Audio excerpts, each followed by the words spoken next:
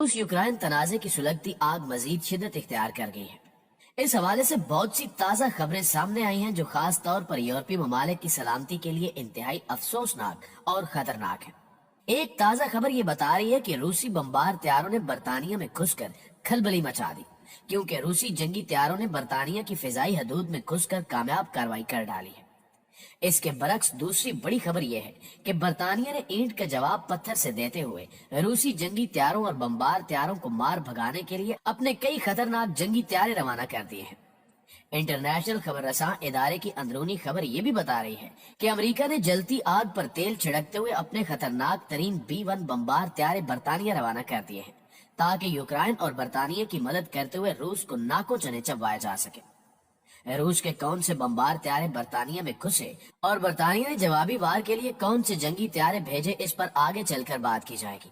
بہرحال اس کارروائی کے بعد یہ بات روزے روشن کی طرح واضح ہو کر سامنے آئی ہے کہ روس یوکرائن جنگ سے صرف مشرقی یورپ ہی نہیں بلکہ پوری مغربی دنیا اس جنگ کی آگ میں سلگنے جا رہی ہے۔ یوں لگ رہا ہے کہ روس یوکرائن تنازع کا جنگی میدان برطانیہ میں لگنے جا رہا ہے۔ خبر یہ بھی ہے کہ روس نے نیٹو کی فضائی حدود کی خلاف ورزی کرتے ہوئے اپنے Su-27 نامی فائٹر جیٹس اسٹونیا کی حدود میں بھی داخل کر دیے ہیں، تاکہ دشمن پر کئی طرف سے حملہ کیا جا سکے۔ ان خبروں سے یوں لگ رہا ہے کہ روس یوکرائن کے خلاف باقاعدہ جنگ کا آغاز کر چکا ہے۔ دوسری جانب پیوٹن نے حال ہی میں چین کا کامیاب دورہ کیا، جس میں چین کی جانب سے روس کو امریکی مفادات کے آگے بند باندھنے کے لیے دفاعی معاہدوں کی کھلی آفرز کی گئی ہے۔ یہ سب کچھ ہونے کے بعد بعض ماہرین تو یہ بھی کہہ رہے ہیں کہ روس اس جنگ کو شروع کرنے سے پہلے ہی جیت چکا ہے، کیونکہ ہر گزرتے دن کے ساتھ امریکہ کے اتحادی یا تو روس کے ساتھ کھڑے ہو جاتے ہیں یا پھر جنگ سے ہی کنارہ کشی اختیار کر چکے ہیں۔ آج کی اس ویڈیو میں ہم یوکرائنی جنگ سے جڑی سبھی اپ ڈیٹس اور اوپر بیان کی گئی تمام تر تفصیلات آپ سے شیئر کریں گے۔ اس سے پہلے کہ میں آپ کو ان تمام تر تفصیلات سے آگاہ کروں، آپ سے اتنی گزارش کروں گا کہ اس ویڈیو کو سکپ کیے بغیر آخر تک ضرور دیکھیے گا۔ معزز خواتین و حضرات، روس اور برطانیہ کے جنگی طیاروں کی تازہ جھڑپ اور کارروائی پر بات کرنے سے پہلے آپ لوگوں کو بتاتا چلوں کہ گزشتہ ایک مہینے سے یوکرائن کا بحران امن کی طرف آنے کی بجائے ہر گزرتے دن کے ساتھ شدت اختیار کرتا جا رہا ہے۔ اب دنیا بھر کی انٹیلیجنس رپورٹس یہ بھی بتا رہی ہیں کہ روسی فوجیں پوری جنگی تیاری کے ساتھ یوکرائن کی سرحد پر آن کھڑی ہیں، تاکہ حکم ملتے ہی اس معاہدے کو جلد سے جلد نپٹایا جا سکے۔ جبکہ دوسری جانب حسب روایت انکل امریکہ اپنے اتحادیوں سمیت اسی سرحد کی یوکرائنی جانب پہنچ چکا ہے، جبکہ نیٹو کی جانب سے یوکرائن کی سویلین آبادی کو بنیادی عسکری تربیت بھی دی جا رہی ہے، تاکہ اگر روسی حملے کی صورت میں فوج مشکلات کا شکار ہو جائے تو شہری امریکہ کے مفادات کے لیے روس کے آگے ڈٹ سکے۔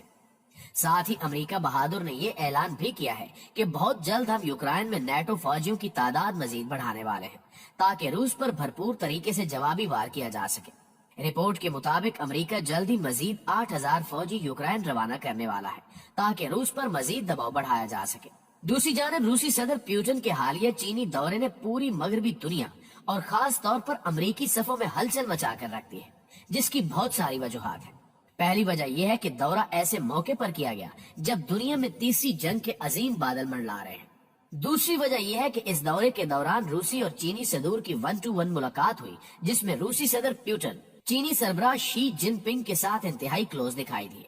جس کا اندازہ اس بات سے لگایا جا سکتا ہے کہ دونوں سربراہان نے دو طرفہ اہم دفاعی معاہدوں پر دستخط کیے ہیں، تاکہ کسی بھی ہنگامی صورتحال میں ایک دوسرے کو اسلحہ اور فوجی امداد دینے کے علاوہ دشمن پر مل کر ایسا تباہ کن حملہ کیا جائے کہ دشمن جوابی کارروائی کے قابل ہی نہ رہے۔ تفصیلات کے مطابق گزشتہ دنوں چین میں سرمائی اولمپکس کی تقریب منعقد ہوئی تھی۔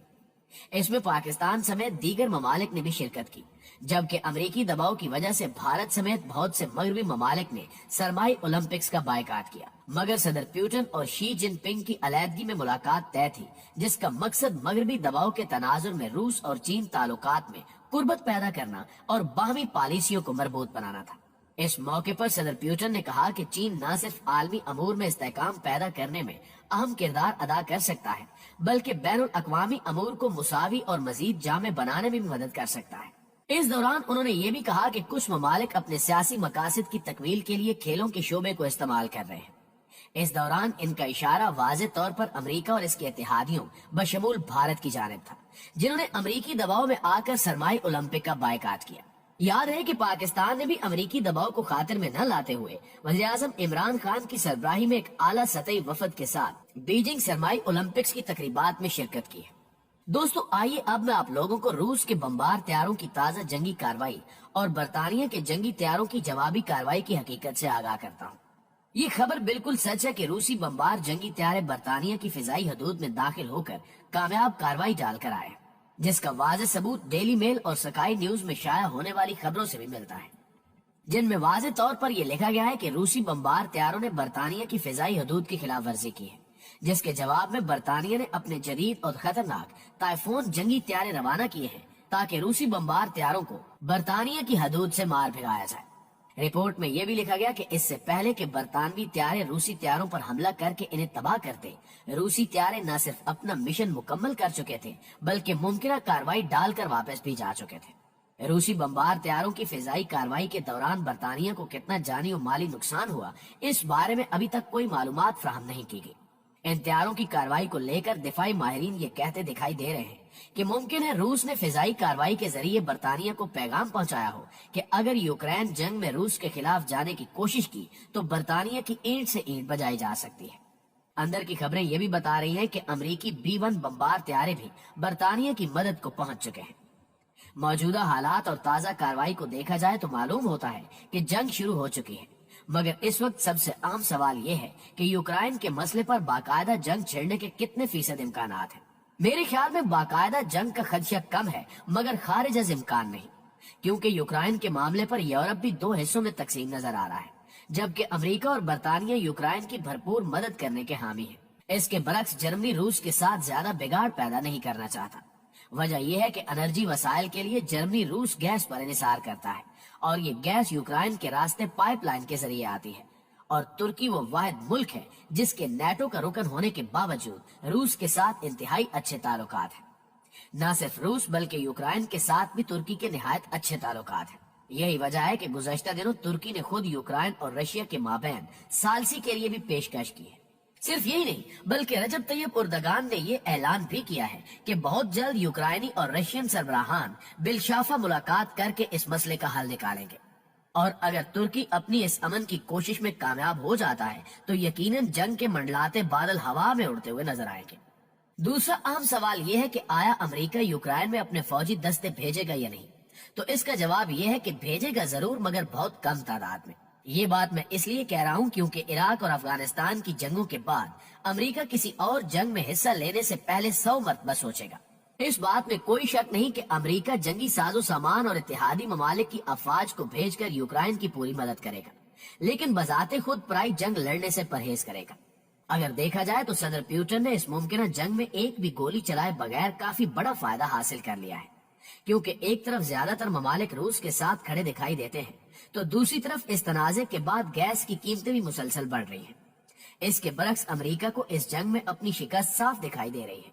क्योंकि अफगानिस्तान में इसने 44 ममालिक के इत्तेहाद होने के बावजूद जिस तरह मार खाई वो अभी तक इस ताजा जख्म को नहीं भूल सका। अफगानिस्तान से मार खाने की वजह से अमेरिका 30 खरब डॉलर का मकरूज भी हो चुका है। सोने पर सुहागा ये कि अमेरिका अंदरूनी तौर पर सियासी बहरान का शिकार भी है, और नेटो के बहुत से ममालिक भी अफगान शिकस्त के बाद इस जंग में अमेरिकी मुफादात के लिए बलि का बकरा बनने के लिए तैयार दिखाई नहीं दे रहे, जबकि अंदर की एक रिपोर्ट के मुताबिक ज्यादातर नेटो ममालिक इस जंग में रशियन इत्तेहादी बनने के लिए तैयार हो चुके हैं। लिहाजा अगर ये जंग होती है तो रूस फातेह बनकर सामने आएगा। लेकिन आप